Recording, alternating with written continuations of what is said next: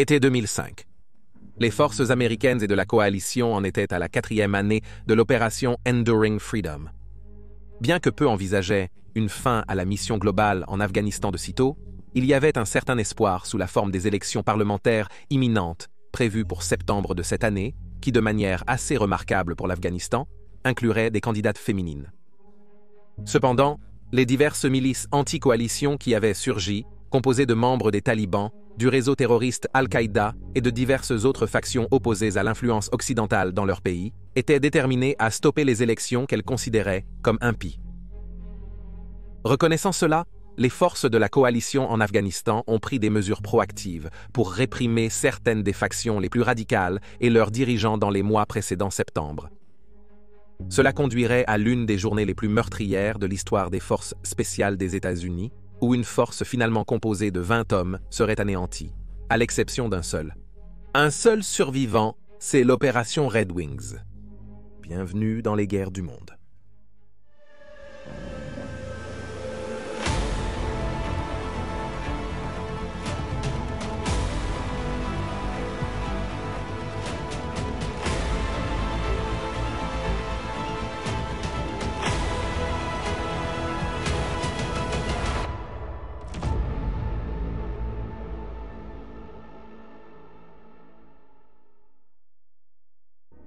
L'objectif. Parmi ceux visés par les forces de la coalition à l'été 2005, il y avait un certain Hamid Shah. Shah était originaire du district de Quds Kunar dans la province de Nangarhar. Et à l'arrivée des forces occidentales en Afghanistan, suite aux attaques terroristes du 11 septembre, il a combattu pour chasser les talibans et leurs partisans d'Al-Qaïda. Cependant, dans les années qui ont suivi, il s'est de plus en plus opposé à l'intervention des États-Unis et de la coalition et a aidé à amener des combattants islamistes fondamentalistes de l'étranger en Afghanistan. Le sortir du tableau était donc une priorité absolue. Début 2005, Shah avait pris le commandement d'un groupe de milices connu sous le nom de Mountain Tigers, opérant dans la province de Kunar, située le long de la frontière pakistanaise, dans l'est de l'Afghanistan. Le centre et l'ouest de l'Afghanistan étaient sous l'occupation des talibans, étaient largement sécurisés par les forces de la coalition à cette époque, du moins suffisamment pour qualifier les élections dans ces régions de juste. Les terres le long de la frontière avec le Pakistan étaient une autre histoire, avec des factions pro-talibans et Al-Qaïda, abritant des milices anti-coalition du côté pakistanais de la frontière. C'était une tâche difficile et frustrante pour la coalition de sécuriser ces provinces, puisque des leaders comme Shah pouvaient faire revenir ses combattants de l'autre côté de la frontière pour se reposer, se réapprovisionner, ou pour échapper à de grandes offensives de la coalition avant de revenir. La seule grâce salvatrice pour les dirigeants de la coalition était que beaucoup de ces groupes de milices se battaient également pour le pouvoir entre eux, annulant un effort coordonné contre eux. Les Mountain Tigers de Shah étaient l'un des 22 groupes connus opérant dans la province de Kunar à l'été 2005. Ces groupes comprenaient des groupes rivaux des talibans, des groupes liés au terrorisme, ou simplement des factions criminelles qui cherchaient à profiter du chaos.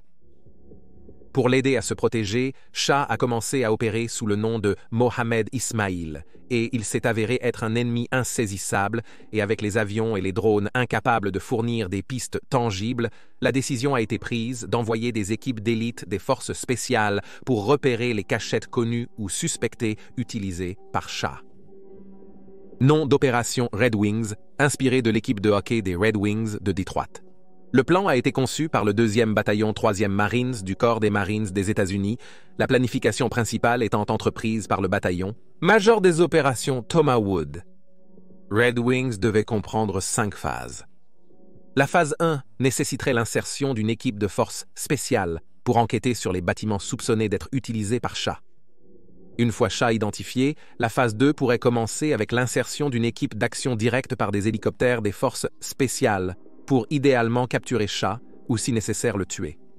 Et les phases 3 et 4 concernaient les forces de soutien, y compris l'armée nationale afghane, sécurisant la zone environnante pour empêcher soit l'évasion de Shah, soit l'interférence d'autres groupes anti-coalition, tandis que la phase finale se concentrerait sur l'extraction des équipes. La phase 1 de Red Wings devait être une opération conjointe des SEAL d'élite de la marine américaine, insérée par le commandement des opérations spéciales de l'armée. 160 régiments d'opérations spéciales aéroportés Night Stalkers. Dans la nuit du 27 juin 2005, le 160e insérerait les SEALs à l'aide de leurs puissants hélicoptères. Boeing MH-47, une dérivée des opérations spéciales du célèbre hélicoptère de transport lourd CH-47 Chinook. Bien que l'équipe SEAL ne comprenait que 4 membres, un deuxième MH-47 devait être impliqué dans l'opération, avec pour objectif de servir de leurre pour tromper les insurgés locaux. Marcus Luttrell. Parmi l'équipe SEAL, cette nuit-là se trouvait le second de classe du Corpsman hospitalier de la marine Marcus Luttrell, de l'équipe 1 du véhicule de livraison SEAL. Luttrell est né à Houston le 7 novembre 1975 et a été élevé dans une ferme équestre où son père lui-même était un ancien marin et vétéran du Vietnam qui a appris à ses enfants à vivre de la terre. Marcus et son frère jumeau Morgan ont appris ensemble à construire des abris, pêcher, tirer, plonger et à chasser, dépecer et rôtir des sangliers sauvages. Dès son plus jeune âge, Luttrell aspirait à faire partie des forces spéciales américaines, sa détermination et son ambition le poussant à exceller. Sa préparation pour une telle vie a commencé tôt, dans des circonstances moins qu'officielles. Vivant près de la ferme des Luttrell se trouvait le vétéran de l'armée américaine Billy Shelton, et à partir de l'âge de 14 ans, il a commencé à entraîner Luttrell et son frère, concevant un cours intensif d'activité physique pour les préparer au service militaire. Luttrell a débuté sa carrière d'élite américaine en mars 1999 en s'engageant dans la marine américaine. Après avoir décroché son diplôme à l'école de recrues et à l'école de corpsman hospitalier A, il a entamé sa formation SEAL en démolition sous-marine avec la classe 226. Cependant, après s'être fracturé le fémur en tombant d'une corde, il a été retenu pour se remettre, finissant finalement avec la classe 228. Parmi ses formations, il a fait l'école de saut militaire, la qualification SEAL et le médecin de combat des opérations spéciales. Le 14 avril 2003, lui et l'équipe SEAL 5 ont été déployés en Irak dans le cadre de l'opération Iraq Freedom, éliminant la résistance des éléments toujours fidèles au régime de Saddam Hussein, suite à l'invasion menée par les États-Unis. Il s'est ensuite consacré à la localisation et à la destruction des engins explosifs improvisés ou IED, dont l'utilisation à l'époque se multipliait et s'avérait très efficace. Après une courte pause, il a rejoint l'équipe SEAL X avant son déploiement en Afghanistan en 2005, où il a appris qu'il participerait à l'opération Red Wings. Le 27 juin 2005, le lieutenant Michael Murphy l'a rejoint. Il était en charge de leur opération. Le technicien sonar de deuxième classe, le matelot Matthew Axe Axelson, un tireur d'élite à l'œil d'aigle, et le second maître d'équipage de deuxième classe, Danny Dietz Jr., un officier de communication et observateur. Même avant que l'opération ne commence, Luttrell dira plus tard qu'il avait un mauvais pressentiment à ce sujet dès le début. Alors que le puissant MH-47 grondait son chemin vers sa zone d'atterrissage, sur une crête près de la montagne Sotelosa dans la chaîne de montagnes Hindu Kush, à environ 20 miles ou 32 km à l'ouest de la capitale provinciale d'Assabad, son appréhension ne faisait que grandir. Comme il l'a dit plus tard, il n'y avait nulle part où je pouvais me cacher. Nous n'avions pas de bonnes informations sur la végétation. Il a expliqué en interview qu'un manque d'informations sur la végétation ne lui a pas permis de trouver un endroit pour se cacher dans l'Hindu Kush, à environ 10 000 pieds, un lieu stérile. Après avoir déposé ses passagers, le MH-47 et l'avion leur ont tonné loin derrière les 4 phoques qui ont commencé à se frayer un chemin sur 4 miles à travers la boue détrempée et la pluie glaciale. Bientôt, les craintes de Luttrell se sont avérées fondées. Approchant d'un village connu pour être sympathique aux talibans, ils ont vu la lune apparaître en pleine floraison au-dessus d'eux, projetant leurs ombres sur la montagne sans caractéristiques derrière eux. À la vue de tous, mais heureusement, ils ont échappé à la détection, du moins pour le moment. Une bataille impossible. Ayant pris leur position au-dessus du village, l'équipe SEAL s'est installée et a commencé à localiser les bâtiments soupçonnés d'abriter soit Shah, ses hommes, ses armes ou son usine d'IED. Maintenant, bien cachée sur la colline, la truelle regardait à travers ses jumelles. Quand à sa grande surprise, un homme turbané a sauté d'un tronc d'arbre au-dessus de sa cachette et a atterri juste devant lui. Luttrell et Axelson ont brandi leurs fusils sur l'Afghan effrayé ignorant de la présence des Seals jusqu'à ce qu'ils soient confrontés à leurs armes. 2 hommes sont apparus et ont été aussitôt appréhendés par les Seals. Litral et les autres ont réalisé qu'ils étaient des bergers de chèvres, non des éclaireurs pour chats comme craint au départ. Leurs animaux, clairement visibles d'en bas, tournaient maintenant autour de la colline à leur position. Ils étaient désormais face à un dilemme. Qu'ils travaillent pour chats ou non, ces bergers de chèvres avaient compromis la sécurité de l'équipe Seal puisqu'ils avaient connaissance de leur taille et de leur emplacement. Toutefois, les hommes, non blessés, ne pouvaient être visés du fait de leurs règles d'engagement. Ils ne pouvaient cependant pas les retenir pendant toute l'opération. Initialement, le lieutenant Murphy a décidé de consulter ses supérieurs pour obtenir des conseils sur la prochaine étape. Malheureusement, le train rendait la transmission difficile et ils n'ont pu joindre personne, laissant Murphy devoir prendre la décision par lui-même. Évoquant les possibles répercussions juridiques et politiques de la mort des 3 bergers et le fait que cela pourrait en soi alerter la population locale de leur présence, si quelqu'un entendait des coups de feu ou des cris d'agonie, Murphy a estimé qu'il n'avait d'autre choix que de laisser partir les hommes. Par précaution, il a demandé à l'équipe de se replier. Ils étaient en mouvement depuis moins d'1 heure quand soudain ils ont été attaqués. Les bergers de chèvres avaient prévenu Chat et ses hommes n'ont pas perdu de temps pour les attaquer, sachant qu'ils avaient une supériorité numérique sur l'équipe de 4 hommes.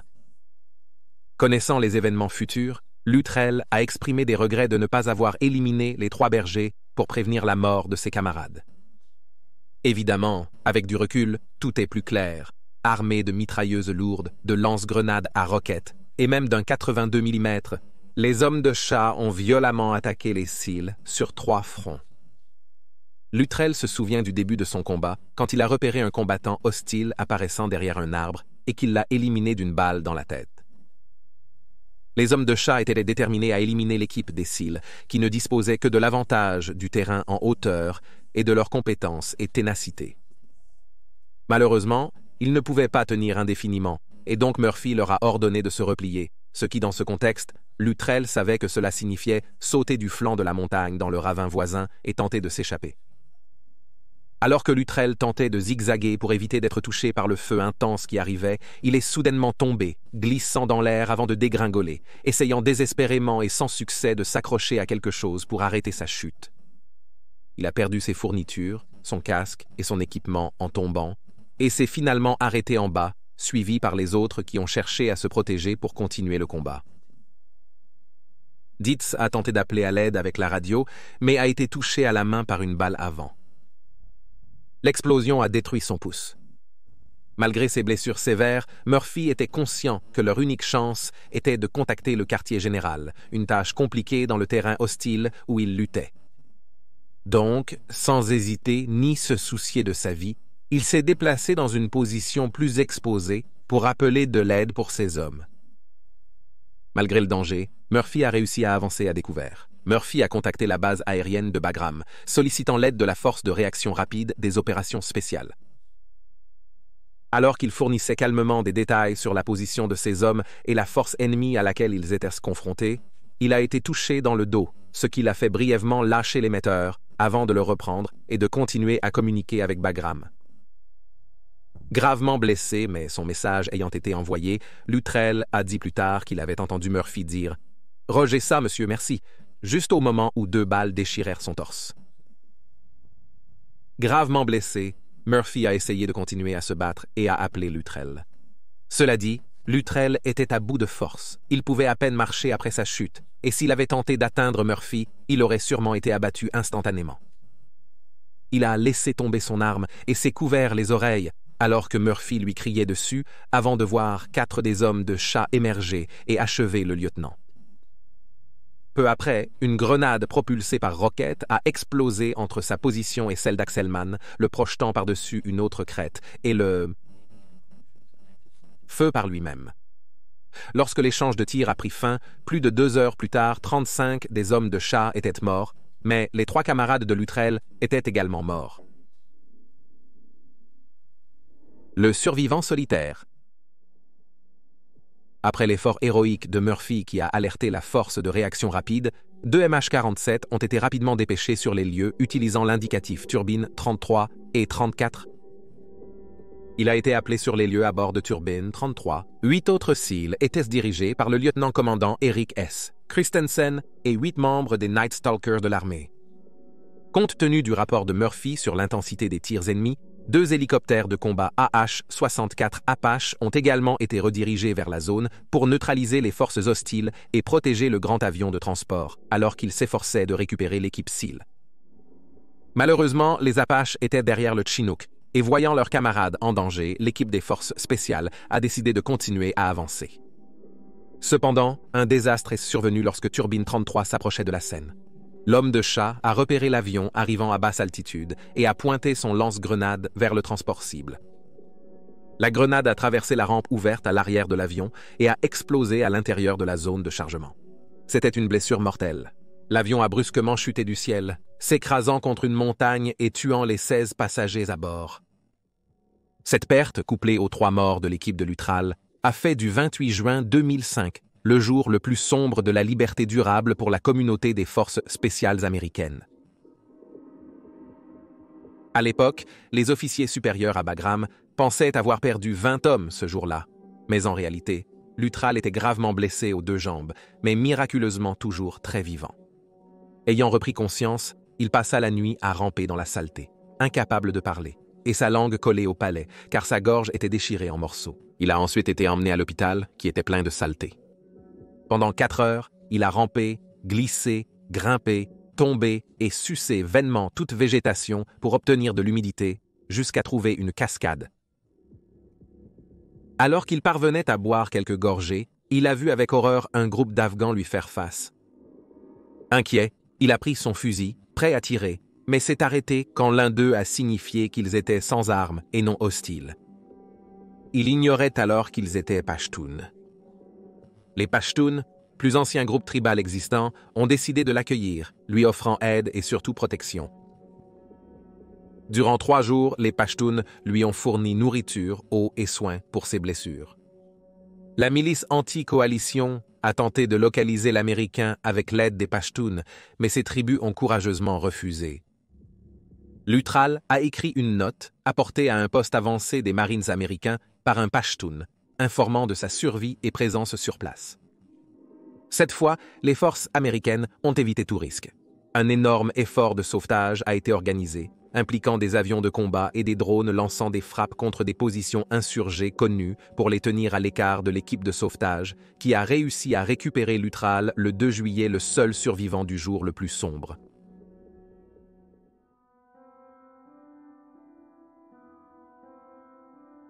Pour Ahmed Shah, toute l'affaire avait été un triomphe, mais ses célébrations ont été interrompues, les États-Unis n'étaient pas simplement sur le point de l'abandonner, et ils sont revenus en force en août 2005 sous l'opération Whalers, perturbant gravement les opérations de son groupe, bien qu'il échappe une fois de plus à la mort ou à la capture. En avril 2008, il a été abattu par la police pakistanaise lors d'un affrontement à un poste de sécurité à Kaiba, Pakhtunkhwa, suite à l'enlèvement d'un commerçant local. Marcus Luttrell a reçu la Navy Cross pour son courage pendant la bataille, tandis que les récipiendaires posthumes de la Navy Cross ont été tués. Les Navy Cross ont été décernés au sous-officier Matthew Axe Axelson et au second maître canonnier Danny Dietz Jr. Pour son effort héroïque d'appeler à l'aide pour ses hommes, le lieutenant Michael Murphy a reçu à titre posthume la médaille d'honneur. Et le 7 mai 2011, la marine américaine a baptisé son 62e destroyer de classe Arleigh Burke, l'USS Michael Murphy, DDG 112. Cela a été les guerres du monde, et c'était un bref aperçu de l'opération Red Wing. Merci d'avoir regardé.